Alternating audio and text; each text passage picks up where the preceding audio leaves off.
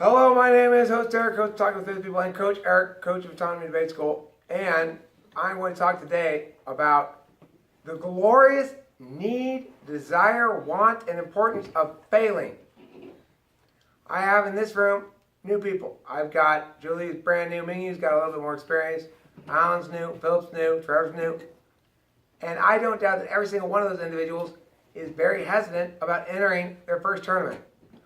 They know when they go into their first tournament that they are not as good as their classmates.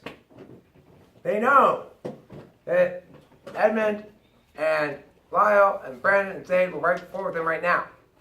What they don't know is whether or not their classmates are better than average or not, really.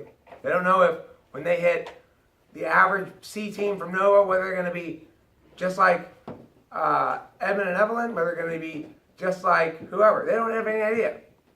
So it's scary. It's scary.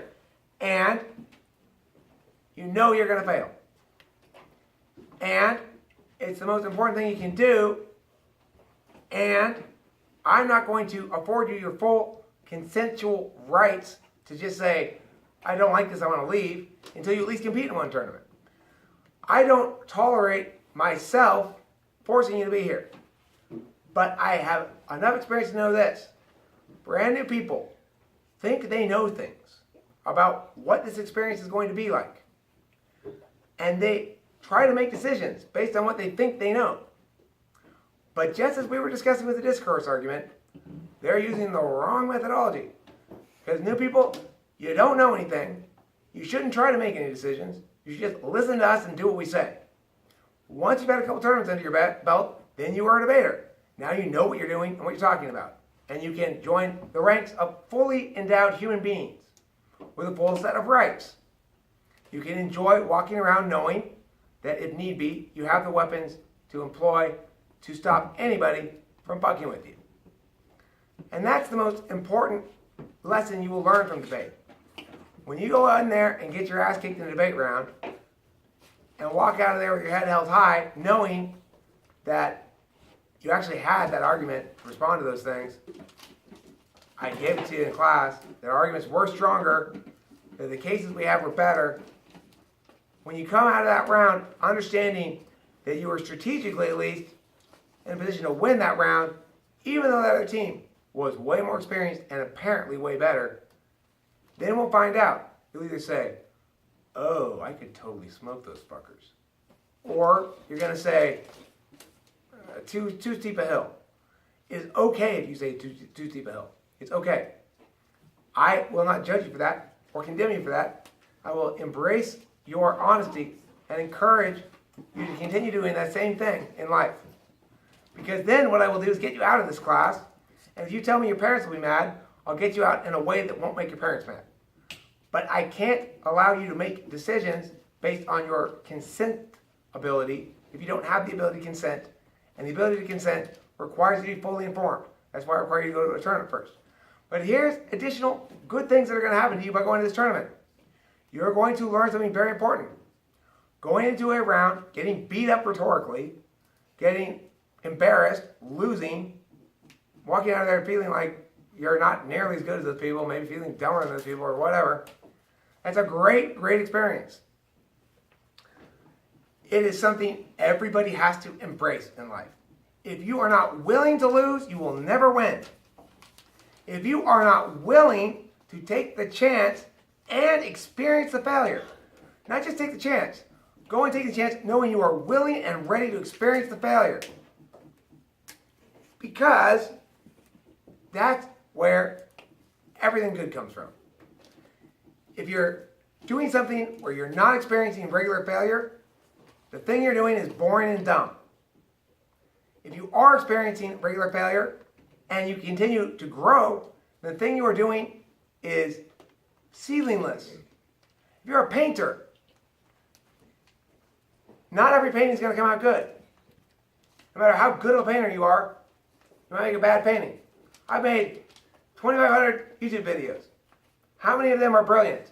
I don't know, a few, maybe. How many of them are shitty? Hopefully not too many. How many of them are really pretty good?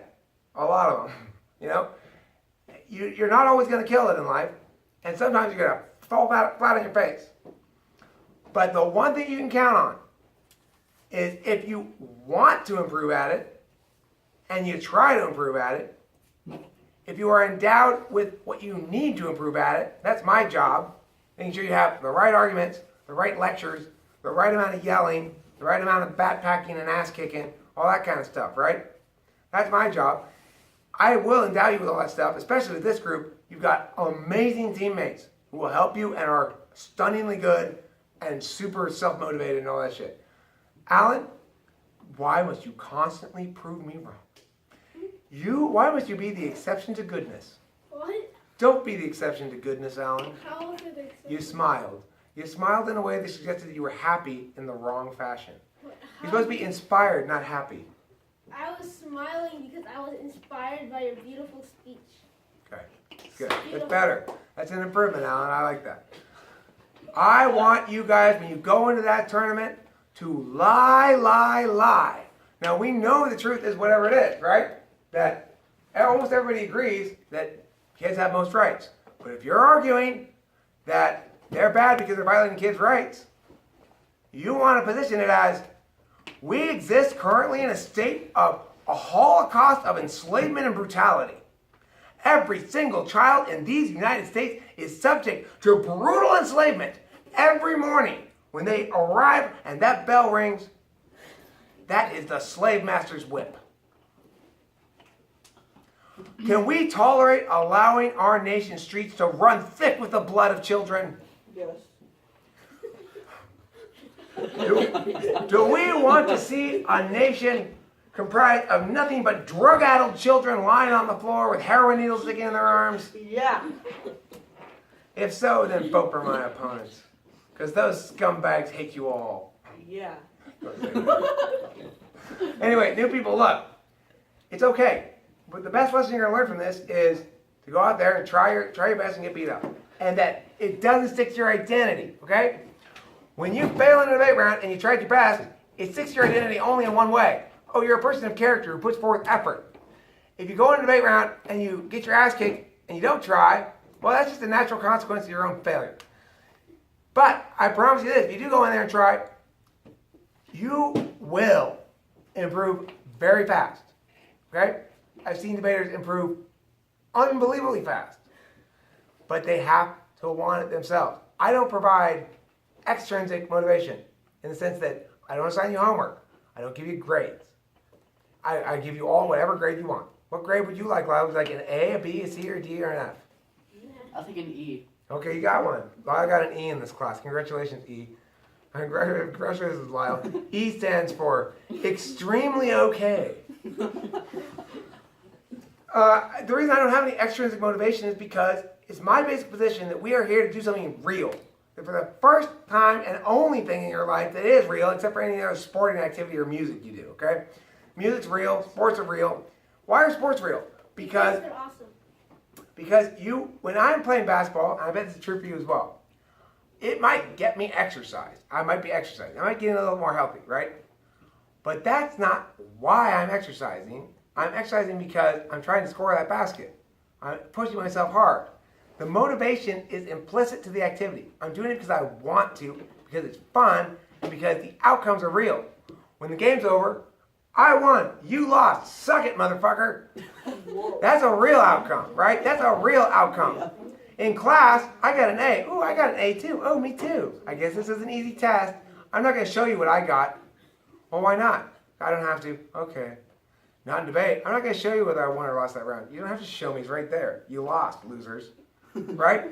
Look, the thing is, I'm making jokes about being harsh. Don't ever talk to people like that. There's no shame in losing. That's my point of the speech. There's no shame in losing. There's no shame in failure. In fact, there's shame in not losing. There's shame in not failing, because if you aren't losing and you aren't failing, you have zero chance of ever succeeding in anything.